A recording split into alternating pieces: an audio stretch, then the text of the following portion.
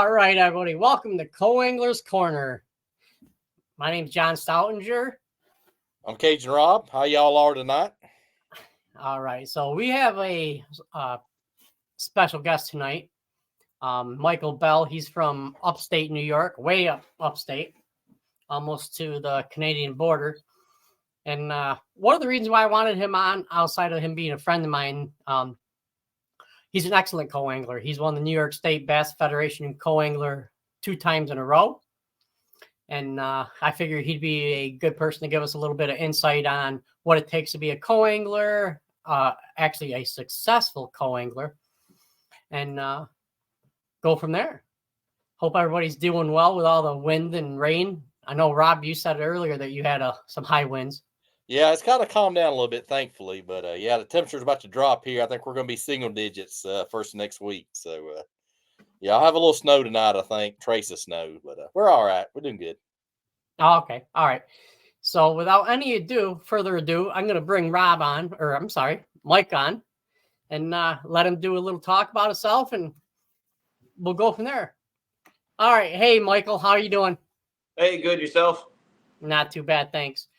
If you want to start off by giving us a little bit of background about yourself and your fishing, and we'll go from there. Yeah, sure. So, been tournament fishing about, I think, 7 years now. I moved and I got to a small river that I grew up on, and I just kind of fell in love with fishing then.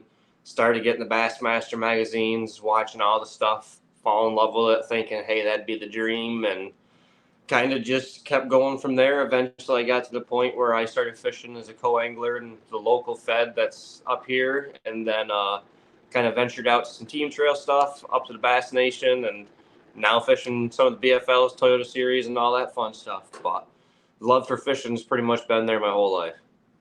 Nice. Awesome, man. Yeah, I think we all got that bug at a young age. Yeah, for sure. Absolutely. So, yeah. Before we go too much further, we do it a shoot from the hip type of thing here. So if anyone has any questions for Michael, Rob, or myself, don't be afraid to ask them, and we'll get right in it. So Michael and I have been friends for a couple of years now, and since he's won co-angler year back to back, I joke with him off and on, and Rob thinks it's kind of funny that I'm coming out of retirement from the Federation. I'm going to fish the Federation and unseed Michael of co-angler. I can't let him go 3 years in a row. And I know Michael's saying to himself, yeah, that's lofty goals. Good luck. I'm looking forward to some more people. There you go. He's like, good luck there. Probably thinking, hey, we need more people anyway, so I get more money when I win. Yeah, something like There you that. go. Now you're talking. But no. Hey, welcome to the show, Michael. And, Great to be here, guys. Appreciate it a lot. Thanks for coming on. So we've mentioned it a couple times now. Co-angler back to back. What's one of the things that you feel is made you successful as a co-angler? I mean, a big thing is just kind of adaptability and being able to do a lot of research. I mean, if you don't know what you're getting yourself into without having a boat, without being able to get on the water, see what the fish are doing, know what the fish are doing, you got to be able to find fishing reports. You got to see what tournament results are. You got to see what the bait is. You got to see your contours and avionics. You just got to do all the research you would as a boater. Go into it like you normally would as a boater, and then when you're in the back of the boat, you're just fishing for fun. You put your knowledge to work and just adjust to what the day on the water's like. Yeah. I think that's the biggest key right there, really, and just not getting inside your head. Yeah, we got a guest on here. I think we both know this guy, TJ Dobbs. Yes, I'd say we do. How's it going, TJ? But no, hey, thanks for coming on, TJ, saying hi and everything. But Rick Amato says hello. Hey, Rick. Yeah, while you guys are saying hello, let us know where you're from. So we were talking earlier about one of the techniques that you use, drop shot. Yeah. Is there anything special you might do with it that I can steal off here to try to unseed you? Or I mean, one thing that might just kind of be I guess, a paranoid thing to me is with the clear water up north, a lot of people are using braided fluorocarbon for the leader, and they usually just kind of go with maybe a 2 or 3 foot leader. But when you're drifting, like let's say you're drifting in the wind, you're drifting the current in the St. Lawrence, your line's kind of angled more so than just straight vertical up and down. So if you only have a few foot, your line's down there farther, and the fish might be able to see your leader line. So I have about 30, sometimes 40 foot of line tied on a fluorocarbon, be set for the day for the most part. If it starts getting twisty, I might retie my leader. And I like a little bit taller leader for the same fact. I'll go 18, 20 inches a lot of times from hook to drop shot weight, just because as it's dragging, my bait slowly gets down there. It gives it a little bit longer time before I have to worry about my hook hitting the rocks, hanging up, me trying to break off. It gives it a longer time for the fish presentation. Nice. Hold on, let me get a pen and paper here. Yeah, yeah. Well, No, while he's getting his pen and paper, now, if you got a lake with like smallmouth and you got another lake with like more spotted and largemouth, do you change your setup on your drop shot any, or you leave it pretty much the same? So no matter what, it kind of seems like it's about the same, unless I have it to where I'm fishing fish that are real shallow. We talked about before we got on here, I might be fishing 5 foot less. I might drop my bait right down. Same with bed fishing. If I'm bed fishing, I want my hook about as close to my sinker as I can. But relatively, 18 inches is about what it's always at. It's a good, comfortable area. It seems like it's a good feeding zone for whatever depth. If I see the fish are mid column or such, I usually switch off of the drop shot. It's something that's a little bit easier to keep in there. But Gotcha. yeah. I know you've had a boat in the past, and is it a bigger mindset difference from being in the front of the boat or the back of the boat? it is. Before I owned my first bass boat, my first boat really at all, the back of the boat was perfectly fine for me. It was constantly a learning thing. I was always enjoying my time on the water. I got my first boat, got my first taste as a boater. The feel, what it's like to be on the water and either make the right or the wrong decision, the rush of that. And then just learning that you learn a lot more smaller details as a boater. And then you get to the back of the boat, and much I hate to say it, maybe in a situation where you feel you might be able to do better if you were driving the boat, but that's not your case. And you got to kind of just play the land that you got there and fish for the best and hope. I mean, that was what made it the hardest transition going back to a co-angler, was being that boater for a couple years and having my boat blow up, and then being put in a situation where it's either I take a break for a couple of years until I can be back in that situation as a boater, or I mentally grind away and just be back in the back of the boat, keep learning from what I can, and continue that trend. Yeah, it's Absolutely. It's definitely a big difference. I know, like when I club the fish, some of the members would want me to be up front so that they could relax and enjoy the tour, I should say. Yeah. And like myself, I was kind of worried about making sure they got fish as well. Yeah, that's definitely something. I had 3 tournaments where I had a co-angler, and it was definitely more about making sure we all caught fish versus me just getting 5 and win a tournament. I've been there to where the person's looking out for himself, looking for his paycheck. There's a lot on the line for him, bigger events, smaller events, but it sucks to be in the back of the boat and have no say, and not a friendly time, to say the least, at the best. Yeah. But you always got to stay positive, man. Keep grinding and stay positive. I've kind of learned that, no matter. I know one of my good friends, you probably know Gary Haraguchi. He's one of the best co-anglers ever been. And he'll say, sometimes you might only get 15, 20 minutes during the day, but you better capitalize on that time. Yeah, that's definitely very true. Have you, in co-angling, have you fished with many guys that just live scope all day and put the trolling motor like on 9 and zigzag? I've had that happen a couple times. I'm still trying to figure that out. Yeah, there was actually one this past year. He was live scoping, but he really was just kind of zigzagging around, and he was just fast casting, and I was struggling in the back of the boat trying to fit, because it was deep water with Champlain. It was schooling fish. So like, it was weird knowing that he's casting forward to it and you're casting to what's around. But I mean, I've had one where I was down on Pickwick Lake fishing ledges off of the point, and it was just windblown points, scoping them out, and then leaving. And you're hoping that something's just straggling around, and it's the mindset behind it is what gets you through the day. That's for sure. If you can just foresee the next fish, it helps a lot. Yeah. Yeah. And in So some live scopers I've heard, it says when they're scoping, there's fish around. They might just, they're not just fish for one. There's some around, and I know one guy actually said that if your boater brings in one fish, usually he has followers. If you can throw a drop shot, kind of, not by him, but kind of close, sometimes you get a follower, straggler, and get a feed the direction that the fish is going and kind of get ahead of it and hope something that is chasing it picks up something that it sees. Yeah, they're small enough to get pretty competitive for sure. That's for sure. It's fun to watch when you get an opportunity to see it in clear water. I know that. Oh yeah. Especially when bigger fish is following it, you're like, ooh.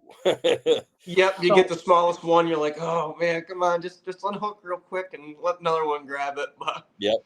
I actually had that for nationals this year when we were down on it's pretty bad that slipped my mind there. Lake Hartwell. We got up into a shallow flat and we're just cruising by some docks, and it broke fast, but all of a sudden I hooked one and you looked with it and there was 25, 30 pounds of fish in there and 6 fish, and I had the smallest one that was 3.5 pounds, and there was some ones that I would have took some measurements on just to know, and it's like, oh my God, it's crazy. And I think that was all largemouth. That was my first time for that, and that was a cool experience. I've seen it on the river in Champlain with smallmouth some, but that was my first time watching largemouth get competitive over stuff. Wow, that's cool.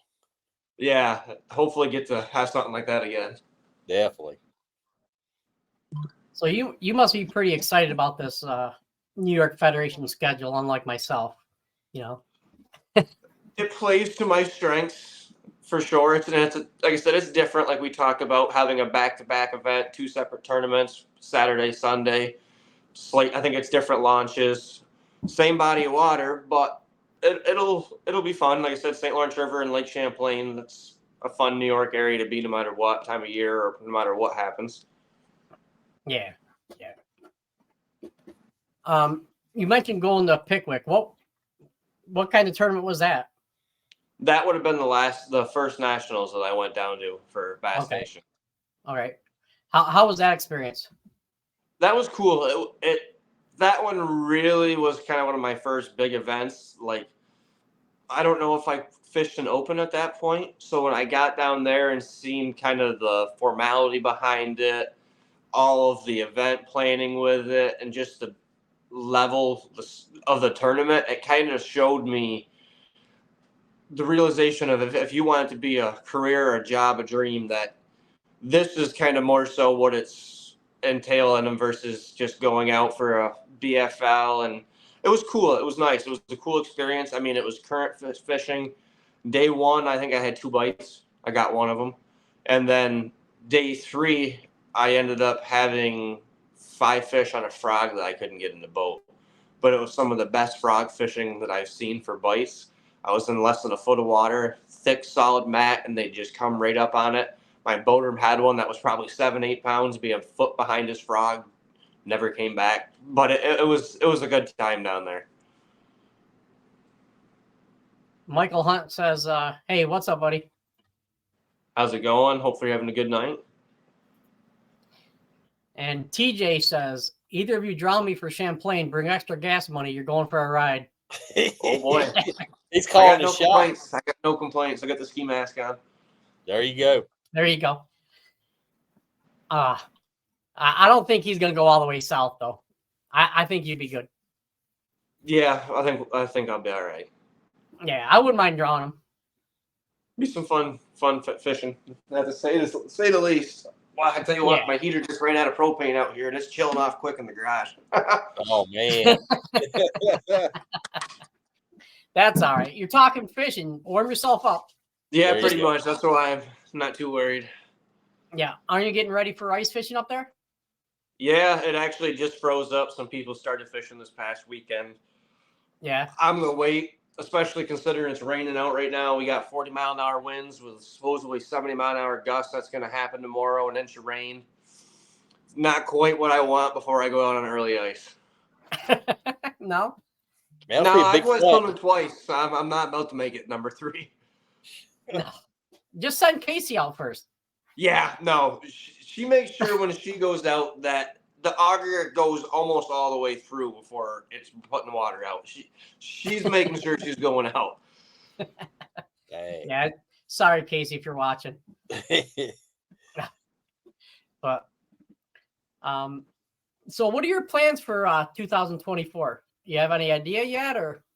Yeah, so originally I kind of was between taking a season off and enjoying some time with the family and trying to get a boat organized, but I decided that I can do that all while fishing still a little bit. So I'm going to do the Northeastern BFLs. I'm going to try and do the Toyota series that are Northeastern, and then, of course, New York Bass Nation one more time. And then if I can find a couple buddies that might want to fish in team events, throw that in for some fun and get out there. It's always just, I think those are probably my favorite events throughout the year, just getting out for a team event and fun fishing around for 5 fish or 2 of you. And you just always make memories that you talk about on podcasts or videos or whatever. So, Yeah. Nice. now yourself, I those know are- you've got a pretty good schedule coming. Yeah, it's pretty much close to what you got, actually.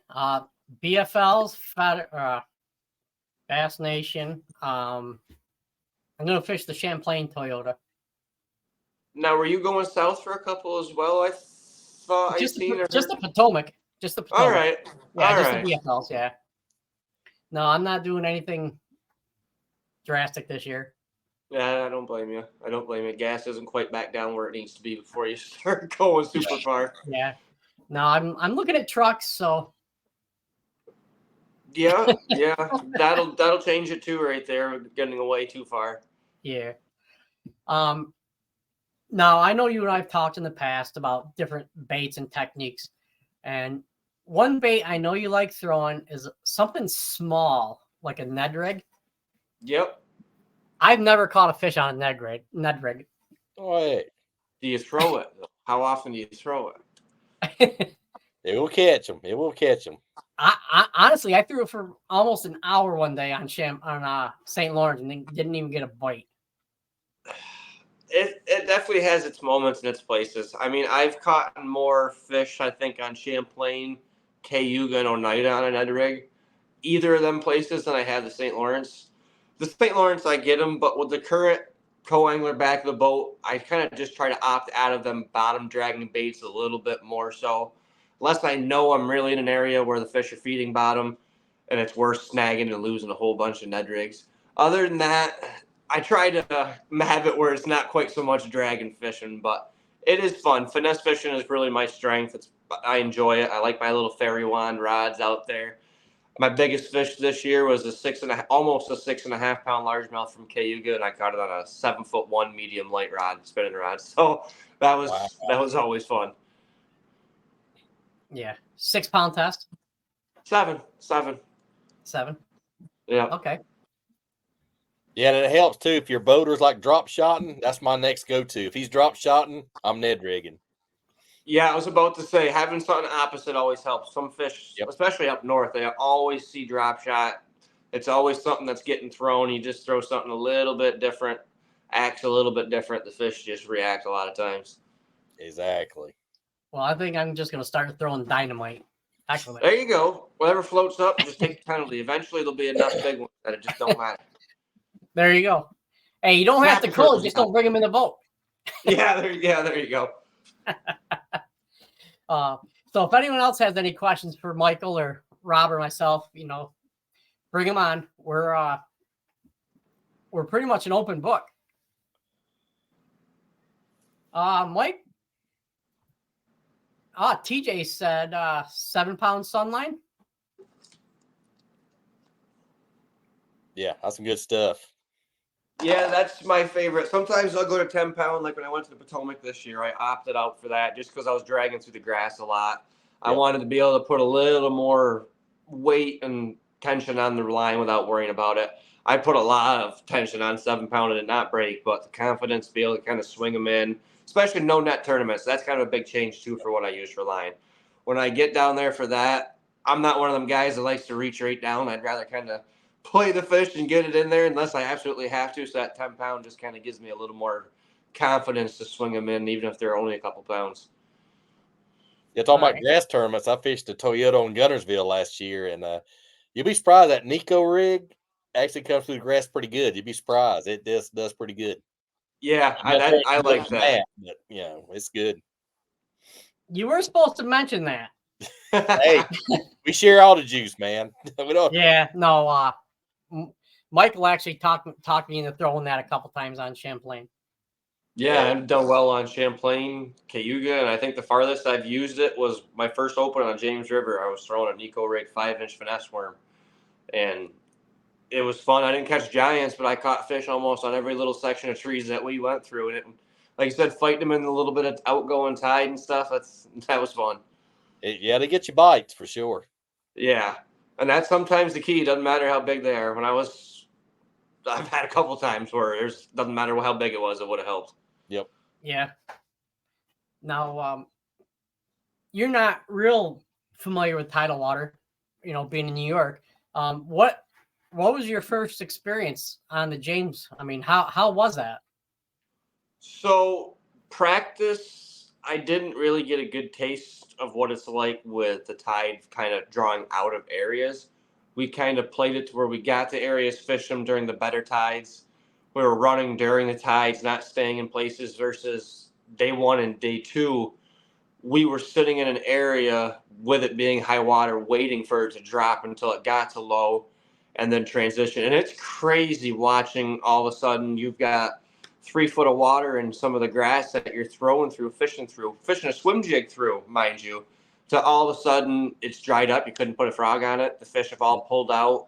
You're trying to figure out where that next set of cover is. And I love the challenge of it. Like I said, every time I get to a new body of water and you see what it offers and what the challenges are, it's exciting. It makes you want to go back there, makes you want to try to conquer what you learned and then find out what your next task is going to be. Yeah. Yeah, it was different for me as well.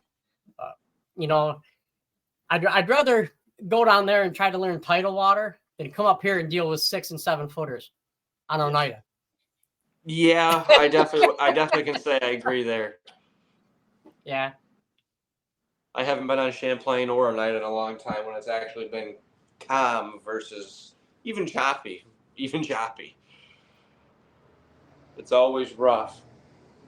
Yeah. I don't know. TJ and I went on Oneida a couple months ago, and I think there was only about 2 footers. That's not bad for Oneida. That's a normal chop for Oneida. Yeah. Wow. But Makes the fishing better, sadly. You have calm days and I feel like you're out there, the day just drags on waiting for the next bite. yeah. All right. So what is your favorite technique? Depends, I guess. Are you talking overall? If I had to pick, overall. Or confidence technique. Yeah. I would say drop shot. All I have to do is change my weight, my hook, and my leader height, and I kind of have pretty much whatever I need to do. Doesn't matter if fish are suspending in brush, if they're on the edges of grass, or if they're out kind of fishing. It's something I can tweak around. Throw a 5-inch finesse worm, throw a 3-inch little minnow. Definitely something I've caught a majority of my fish on tournament and in general. So Nice. Yeah, it's hard to beat. yeah, it is. I mean, I'm starting to become a fan of chatterbait and swim jigs. Like I said, Potomac, Champlain. Jig fishing was something I hated, and I caught a fish this year flipping again, and it gave me the feel of what the bite was actually, and not getting the bite, and it was one of them ones that made me want to get it again. So I'm excited next year to have a jig a little more in my hand, confidently saying. Yep. Nice. And jig will get you a little better quality fish. That early year pre-spawn and right before spawn, I'm throwing a jig quite a bit. Yeah, I found myself fishing jigs for smallmouth faster than I did for largemouth, to be honest with you. I found myself finessing largemouth and starting to power fish the smallmouth more. Now I'm kind of starting to venture for both, but either of it doesn't matter. Yeah, it's weird how it happened. Everything cycles through. It seems like. I know when I Yeah. first started throwing jigs, I was throwing 1 ounce jigs. You know, everybody else was throwing 3/8, half. Now I'm throwing half ounce jigs more than I am 1 ounce. And Yep. then those people that were throwing 3/8 are now throwing 1 ounce. I'm like, I don't know. Yeah, that's how it goes. That's how it goes. Yep. So I've talked to you about this. When you're drop shotting and your boater's throwing, you know, you're out in 20, 25 feet of water, your boater's throwing maybe a 1/4 ounce weight, you know, letting it go down there. Do you do like I do as well and up your weight to try to get the bait down there quicker? Yeah, so whether or not it's the St. Lawrence and he's kind of slowing himself down with the trolling motor, trying to, let's say he's spot locked on an area and he wants a lighter weight so it drags faster. But I'm in the back of the boat and I need my bait to get down there, less drag, and start moving across the bottom. Half ounce is pretty much always tied on. I get in situations where Champlain or Nida I use a 1/4, but 3/8, half. I started using some 5/8 sometimes if I'm in some like serious current and we're just drifting and I'm sick of reeling up and I'd rather break off. I go to 5/8. I mean, because a lot of times you can, like I said, you can just kind of pull it off, shakes loose, and you keep going. But I definitely feel a heavier weight. I find myself with no matter what it is, Ned rig, drop shot, tube. It's just easier from the back of the boat to get down on bottom to where the fish are. Yeah. Okay, you mentioned spot lock. Would you okay, here's a question for you. Would you rather have somebody spot lock or forward facing sonar? Forward facing sonar, even on a St. Lawrence. Wow. Yeah, I'm the same way. I absolutely despise spot lock. I mean, as the back of the boat, this is the way I look at it. You only have maybe 180 degrees to cast. If he is spot lock on a bedded fish, even early season, there's only so many casts you can make to areas before you're completely stale. You throw your arm out trying to get 10 yards past to something new. Or he's just flipping or frogging a certain grass mat and you're same 180 just fan casting around and around. The mental aspect gets to you. It really does. Like I said, that's where it comes in. You got to just fish, and every cast you have a chance at a fish. But at least live scoping, you're moving around, you're looking, you're changing your direction. Spot lock, you're set. That's what you're doing. Keep that lure wet, man. Keep that lure wet. That's all you can do. Yeah, that really is it. Yeah, I think I feel the same with you as you, I should say. I know when I get spot locked, I've been on the St. Lawrence a couple times and they're facing the point spot lock, and it's like, well, I can cast a little bit, but when they're casting in the 15 feet of water and you're casting in the 70, you know, Yep. there's only so Yeah, much there's only so much you can do, and it plays a toll on you mentally. Yeah, it does, especially when it's an all-day thing. I mean, sometimes you have guys that'll just get up on big flats that constantly like that's my favorite. When I was a boater, that was what I looked for. I didn't look for little humps, little rock piles, which maybe that was my issue. I looked for a stretch that was maybe 10 minutes long with the wind or the current blowing it, and I'd drift over it. It would transition a foot, 2 foot every so bit. It would just be a chunky bottom, and then there could be fish swimming constantly through. Your chances, I feel, are up. You're around more fish. You're not focused on one specific spot that may or may not hold your fish anymore. I've gone into where you fish a hump. There's big ones on it. You don't even catch them. You pull off of it because you can tell. You go back to them and you just sit back. You try not to get even close to where you can see them, and you just spend so much time focused, and then you finally creep up and you're like, oh, there's nothing here. Yep. I mean, time's crucial on the water. Like I said, there's definitely times where you got to be on points. I've caught fish on points, but time on the water, you got to look at what your day is, what you're going to have, and you got to choose when to go. But it sucks being in the back of the boat when that guy is fishing, like you said, that nice break, and you're just hoping something's ready to come up out of the depths, and feet on the shallow edge. Absolutely. Do you feel it's advantage? Do you feel it's an advantage or made you a better back boater, co-angler, having had your own boat and run the front? Yeah, I mean, it kind of has given it gave me more confidence just working different lures. It gave me the feel to be able to go out, do drifts, do points, do edges, be able to fish all that, see how it is from the front of the boat. I mean, there was days where I fished from the back of the boat and didn't allow myself to have much control, kind of let the current, the wind do things and just set myself up how I'd want. Because there's times where I've been fortunate enough in tournaments where people would listen to me and you still can't operate the trolling motor. So your best bet is to be like, start from this point, the wind's blowing this way, we're going to drift over it, and we're just going to drag bottom and fish. So I definitely think it kind of gave me a better outlook on options when you're in the back of the boat, definitely, because you can kind of put yourself in a position of what the boater's seeing, what he's trying to do, and then you can kind of see your options. Like Cayuga, for example, I've had a guy flipping shallow edges, and it breaks on Cayuga hard. You could be 5 foot, just grass everywhere, and as soon as you turn around, you watch the grass turn into a wall and you can't see where bottom is. It turns right off the 30 foot. And all day I was flipping, burning myself out mentally, not getting a bite. And then I just eventually turned around, threw a drop shot off, not knowing what was out there, what it was. And I caught a fish, caught my 5th fish, 5 minutes to go before weigh-in. Got second place at that event. Was so fortunate, but if I'd have had an opportunity to be in there as a boater and just see what there was for layouts on the bottom, it would have made me maybe do that sooner. Could have done better. You know what I mean? It definitely allows you to kind of play your field better. Yeah. Do you watch the graph a lot from the back of the boat if they leave them on? Yeah, I love when they leave it on. I mean, if I've had it where a couple of guys will ask you what you want it on, and I don't care. I mean, it's sweet when it's left on, but I honestly would love to, if I'm on a St. Lawrence, just leave it on chirper map. I want to see what it is we're fishing. If we're fishing grass, no, I don't care what you do. On the Potomac, I actually had guys the whole regional event asking me, "Do you want the graph on the back?" I'm like, "No, I got a chatterbait or a swim jig or a Senko. I'm just casting, man. Don't worry about it." I'm not worried at all.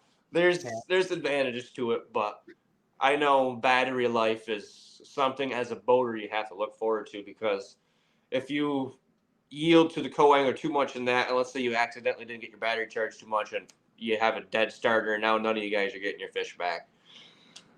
I see why they don't do it. I mean, I definitely can see where it is. It's nice, though. Like I said, it's nice to be able to just look down and be like, oh, yeah, I'm in 12 foot of water.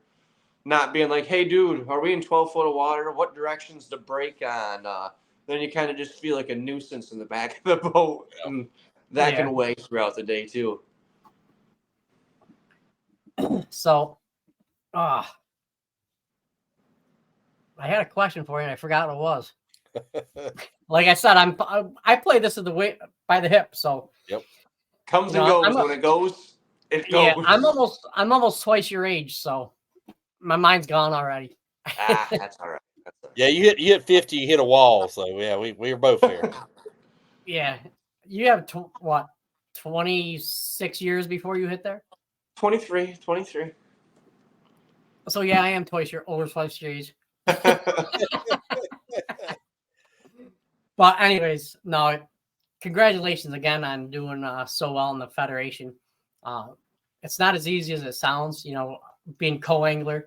I mean, Michael Hunt, TJ, I know they're watching the show. Rob, myself, and you, we've all been co-anglers at one time. Probably everybody on the show. And, just having the opportunity to put yourself in the position of winning one co-angler of the year is tough. Yeah. You have to get a lot of breaks for sure.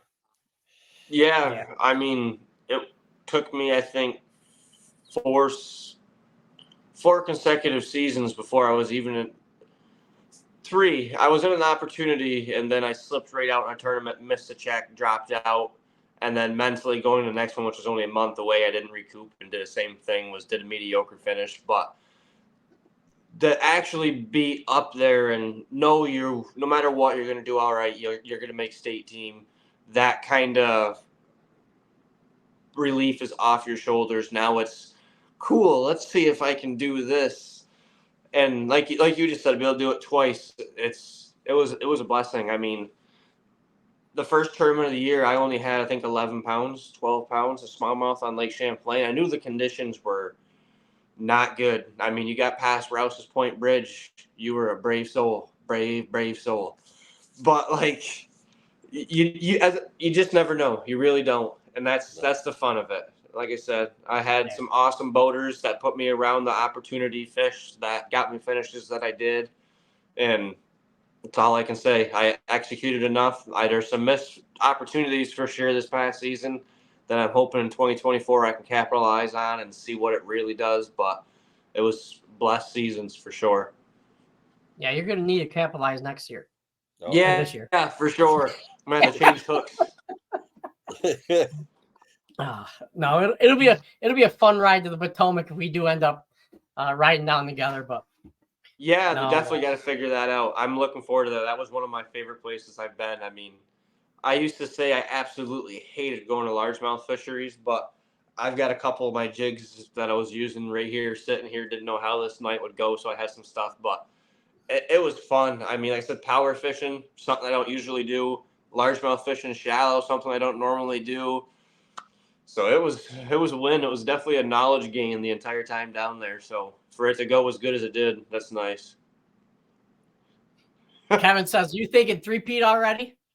I could not even worried about how Angler of the Year goes. I'm looking forward to seeing if I'm going to get some new boaters again, meet some new people, and catch some fish. I mean, it was fun this past year. I had people that I'd never even met the past 2 years to where I got Angler of the Year. I did stuff that I didn't normally do confidently. I mean, I love the state club. It's a great group of guys, a whole bunch of hammers, and you can't afford to slip up once. You really can't. Yeah. So what was your lowest finish this past year? Fifth. No, I don't know. I'd actually have to look up. I had two that were the same, and then actually, my worst was out of check range. I think it was 8th. I was on the St. Lawrence. wow. Yeah. I didn't do very good. I was right on my home body of water. But I had 2 fifths this year, and then one that was about 7th or 8th, just outside of check range. Yeah. Last year was, I think, everything. I had a plaque in all of them. Wow. Yeah. Yes, I see the hardware lined up behind you there. That's pretty cool. Yeah, I wish I could put it in the house, but the old lady allows pictures more than hardware, so it gets demoted to the Understand. garage. But it Yeah, works. mine's garage. Keeps me out here. Maybe that's her plan. Yeah. Hey, that's all right. I can just mess with all the fish and stuff, and if I There don't you run go. out of heat, it's all right. But when I start seeing my breath, I know it's time to go inside. Usually. Oh yeah. Yeah, I hear you. But no, it is. New York is, you don't think of it, but there's a lot of good fishermen in New York. Yeah, You know. and really, it doesn't matter if you're a largemouth fishing in New York or smallmouth fishing. The guys are good at both, and you better be ready to go.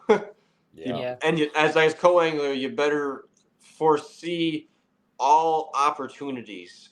Like I said, on Champlain, I had a lot of times where I was focused more on smallmouth game and found myself fishing docks and shallow situations, and I was not prepared. So that's one thing. I mean, and as a co-angler, you can't bring the whole boat. So you definitely got to be able to limit and capitalize on what you do bring.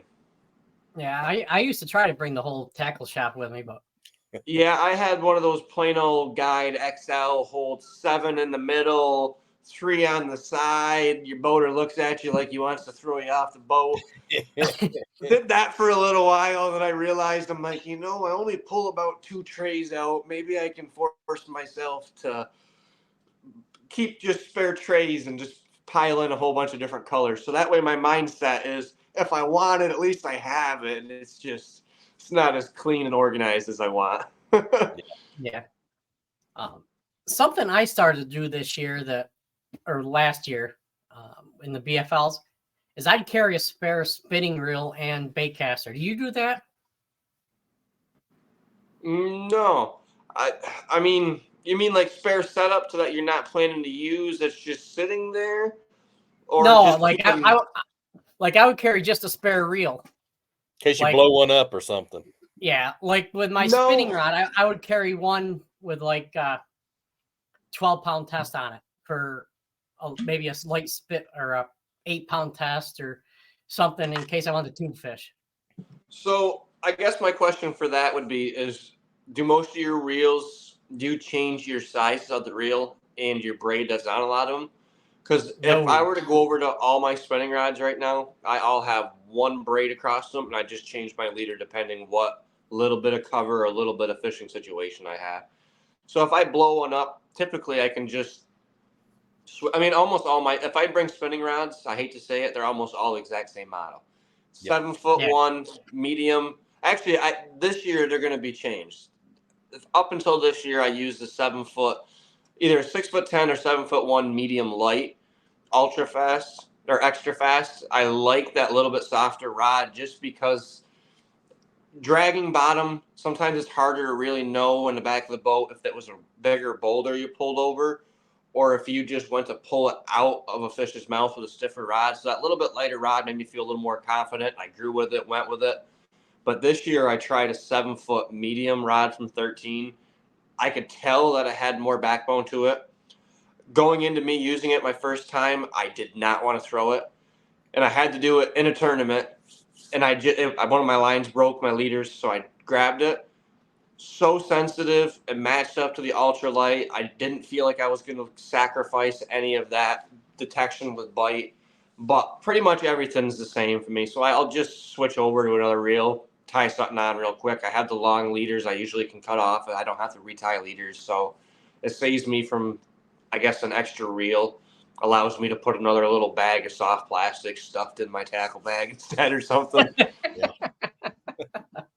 That sick addiction still. Okay. Yeah, don't show up on you and you got a duffel bag on and you carry into the boat. You'll get an evil eye then. Yeah, I just tell I them that- I learned that. just You tell them start that's getting my to bigger lunch. tournaments, they're not as friendly when you got that No. big bag. If it don't fit in the back compartment, you better have it at your feet and out of the way. Just tell them it's your lunch and you're willing to share. Yeah, Oh, there you go. Hey, there you go. You better make sure that you pull some lunch out of there when that Yeah. time comes, though. That's for sure. Yeah. And it not be a banana. All right. Speaking of food, you know my wife. What's your favorite cookie? Just chocolate chip. I'm a plain man. There you go. That's hard to beat. Let's say. Yeah. I know we got some people on here that like some different ones. So Yeah, I keep it simple. I mean, if I see maybe a double chocolate cookie, like chocolate chip with chocolate cookie, I'm not gonna pass that up. But And add ice cream on it, that's the bomb. yeah, you know what I mean. It's got to be chocolate ice cream though too. It's Yeah, just, I'm, yeah, I'm one of there them guys. it's kind of hard to bring ice cream out on the boat, you know. Yeah, It is. Yeah. That's why you ice fish. You shove it in the snowbank outside the shack. When you're ready, you take a scoop and just go. There you go. Shack. Yeah, Come this on, year that's it's not gonna be that's not bucket ice fishing. fishing. That's not. That's like deer hunting in a garage. Yeah. Hey, I mean, if the deer walks where the deer can get shot, that's on the deer. Yep. Now you hunt. Do you? Okay, I asked this question to someone else too. Do you feel hunting helps you in fishing? I honestly do. I just started deer hunting 2 years ago, ironically enough, and I felt a lot more relaxed just in general in nature. It gave me a better touch with it. It was peaceful, whether or not I killed a deer, I harvested anything. Just being out there, I hunt a lot of state land, and a lot of it's being close to areas that I have kind of grown up fishing, have good little fishing memories at. So it kind of makes you enjoy it, whether you get on the water and then you just kind of sit back and just think about the outdoors as a whole, the respect that you have for it. It's just something, I guess, that kind of plays into it.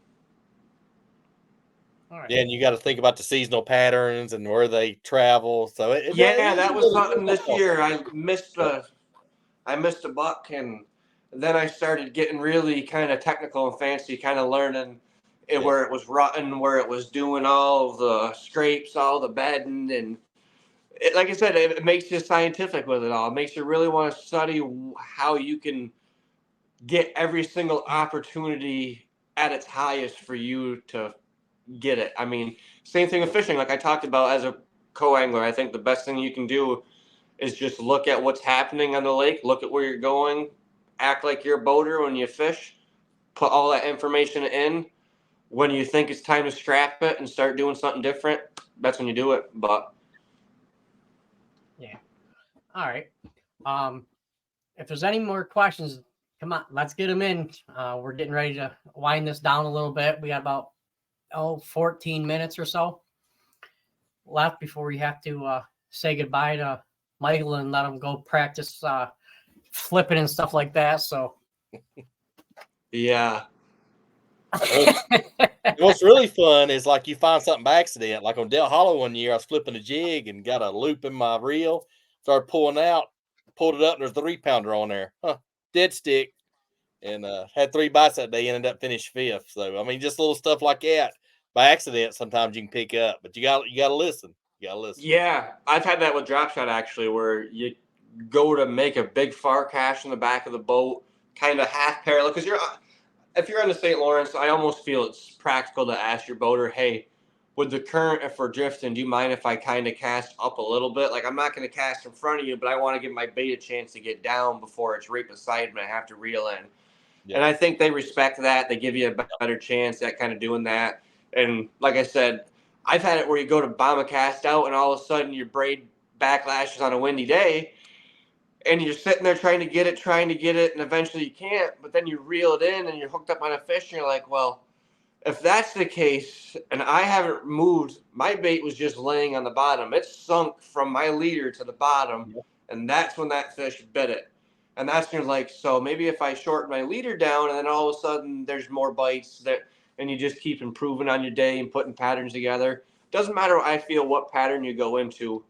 It's always changing slightly to get better. There's always something you can do from the day before that's going to improve it, and that might better your chance at that big bite. Yep. Yeah.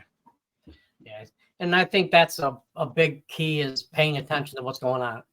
Yeah, Potomac, I learned that was a hard way. A fish spit up some stuff right by the boat, and then all of a sudden I looked at my live well 10 minutes later and seen it spit up some more and kind of figured out what it was. And my boater kind of said the same thing, and then we realized, hey, they're eating craws. He started throwing red, was getting more bites with a fire crab, but they weren't committing to it. He was getting them. So then I grabbed, actually, I think I have it. Yeah, I do have it out. I grabbed one that had just red with green pumpkin, and I ended up culling up twice, and it was what made me make it to day 3. I mean, it was one of them things that had that extra bit of weight that. So it definitely pains to those smallest details. You just never know, seeing a perch just get swallowed down by a smallmouth on Champlain, being like, oh, you're not eating the minnows, you're not feeding on what I thought you were. Definitely yields a lot of insight. Yeah. And I also feel that if you're thinking about what's going on with the fish and in the water, you don't get messed up in your head, you know. The mental game is still there. It's when you start thinking, well, should I be throwing a drop shot here, or should I be throwing this? And we all do it, you know. But it definitely gives more chance to do it. Definitely gives more chance to do it. Kevin has the last question of the night. What are your thoughts on the 2 events on one weekend in the St. Lawrence this year?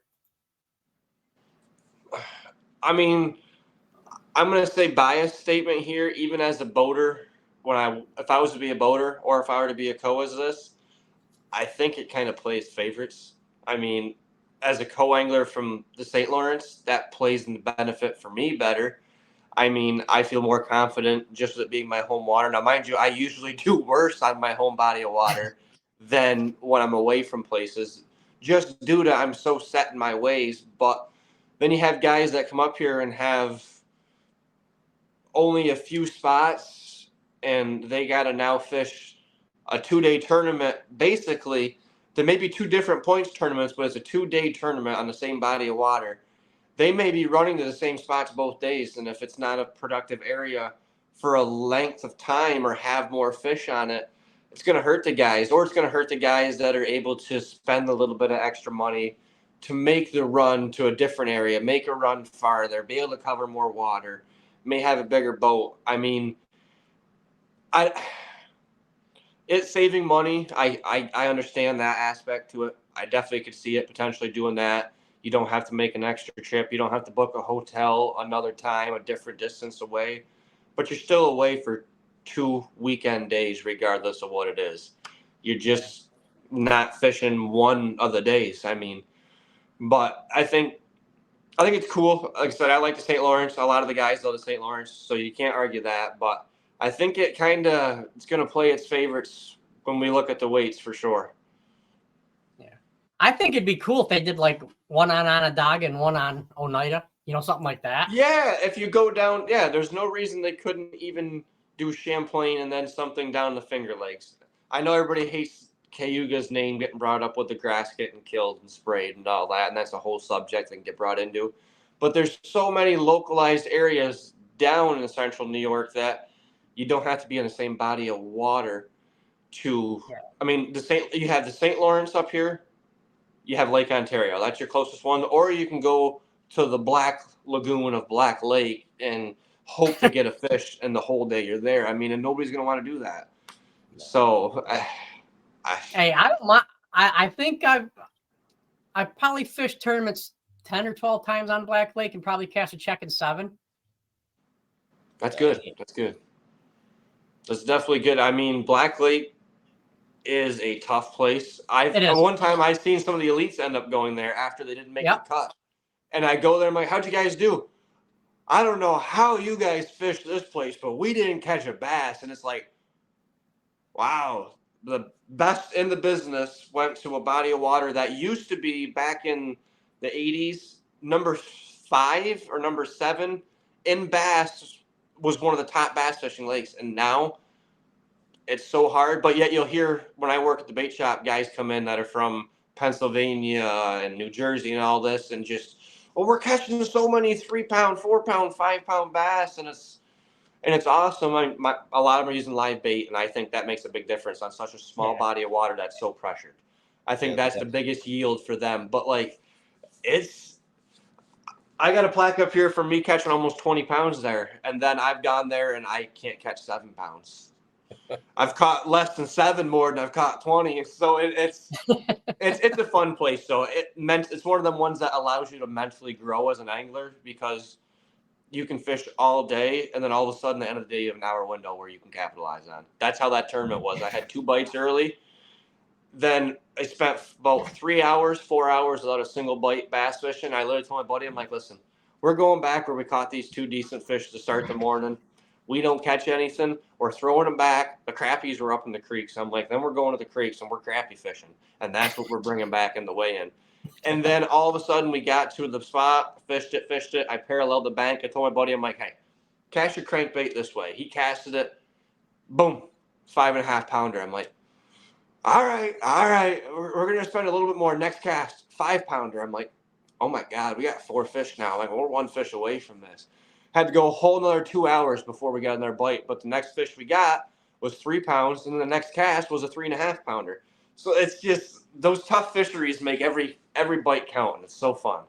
Yeah, it's a grind. See, there you go. That comment right there shows, for example, I've had somebody show over a 6.5 pound smallmouth from Black Lake, and I was just blown away. And I wouldn't have believed it was Black Lake if it wasn't. I knew the island. I knew it behind. I'm like, that's awesome, man.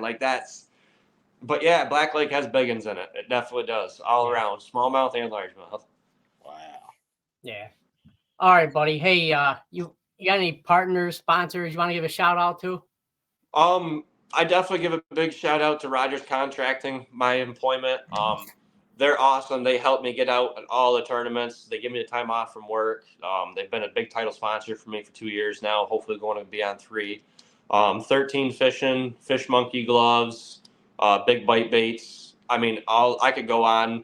I couldn't remember them all off of hand, which is what kind of is bad because there's really not that many. My memory's pretty limited now, especially with kids. They Oh, yeah. always just keep you busy. But all my sponsors, man, that you guys see me representing fishing, I can't thank them enough. I can't do it without you guys. My family, my wife, she's inside right now, hard at work, doing some Zoom meetings for work. I'm pretty sure she's my biggest supporter, and it's hard doing it as a family man now, staying committed to it and the mental aspect with it. So having the support there is awesome. So she's my biggest shout out here. All right. Yeah, I'm gonna have to give her a call and might maybe talk to her a little bit about having you miss a tournament or something like that. Yeah, see, no, like I said, I'm looking forward to this year now. Mentally, I Yeah. finally committed to it, and I don't care if I don't cash a check, get a plaque. If I learn a few things and I catch a couple fish on a jig this year, it's gonna be all fun for me. So There you go. And you know what? When I first started tournament fishing, I was told, guy asked me, he says, "Do you fish a jig?" I said, "Nope." He goes, "I don't have to worry about you." honestly, it really is true. Even on the river nowadays, and I'll just leave it at this because I don't want to give any more insight on the river and jig fishing. If you don't throw a jig in the St. Lawrence River, figure out what jig you should be throwing and how to, and you're going to catch some big fish. Because I've learned that one here, and that kind of gave me more confidence to start going towards the largemouth. I caught a spotted bass on Hartwell on a jig. I mean, that blew me away. First cast with it, too. I was like, ha, look at that. Tried it day 2, and it didn't work, but still And caught a fish. I'll give you a little information. It works on every New York lake. Yeah. I definitely think no matter where you go, a jig is something you should have tied on. Change your head style, change your weight, and your trailer will make the rest of the difference for you. So Definitely. Yep. And that's why a lot of these companies are coming out with what they call the mini jig. Yep. You know, mini jig, and now, much as I hate to continue this video, the Oh, you're lake good. approved monster jig. I've been seeing that around. I want to get one in my hands just to kind of see what this is. I mean, oh my God, man. One of my old sponsors made me an 1.5 ounce jig. Yep. I've seen 1.5 ounce like punch skirt setups that like you have a big hook that you put to it and it slides down and me. But my biggest jig in my box is that special color you gave me for Cayuga this past season that I didn't get to use. I'm gonna keep it in hand, especially for if I have to face you out there again. Ooh. That wouldn't be a bad thing to throw on on Potomac, by the way. Yeah, I was about to say I'm looking. I've got a lot of jigs in a cart right now for the Potomac. A lot of jigs and a lot of chatterbaits that are gonna make the old lady pretty mad when I place that order. So Just tell her to work harder. yeah. Just extra hard, sell a bunch of product, make a bonus, and then that's my present. You know. Tell her thinking of it as shoes, just your shoes. Yeah. That's a good way to Hey, put works it. for me. Hey. Yeah, hopefully I can say it's advancement on what the fish it'll catch and what it might yield. You know, I'm really hoping to fish all the Toyota series this year. I mean, I missed the opens in the Toyota series. I missed that scene. That was fun. I really like that group of guys, that real competitive feel. But like I said, mentally I slipped out of that and it took it away from me. And I'm ready for it this year. I think I'm going to sign up for the Champlain and the wow. That tells you right there. Champlain and Potomac one, and I might leave the other one out for now. I want to get the first 2 signed up for and worry about the later one a little bit later on, that strat. But I want that big scene. That's fun, and I want that chance at a boat. I know you're feeling that, John. It's pretty hard to beat that Phoenix with a 115 opportunity. Yeah, that is. All right, buddy. Well, hey, we're going to let you go here. Thank you very much for coming on. Thanks everybody for the questions, just watching. And as always, we do have a replay on our YouTube channel, and that's Coangler's Corner or YouTube, I should say. I haven't got the website up yet, but something we're working on. All right, buddy. All right, guys. I greatly appreciate you having me on. Hopefully we'll do it again. You guys have a good night, and we'll see you again. Hey, you too. Take care, buddy. I appreciate it, buddy. A lot of information there, sir. A lot of juice, guys. A lot of juice on that show. Yeah. And I don't care where you fish, drop shot, jig, all that stuff is going to be coming into play wherever you go. Definitely. Yep. All right, so folks, thank you very much. Have a great night. Be safe out there. I know I can hear the wind coming in up here. So Y'all take all care. right.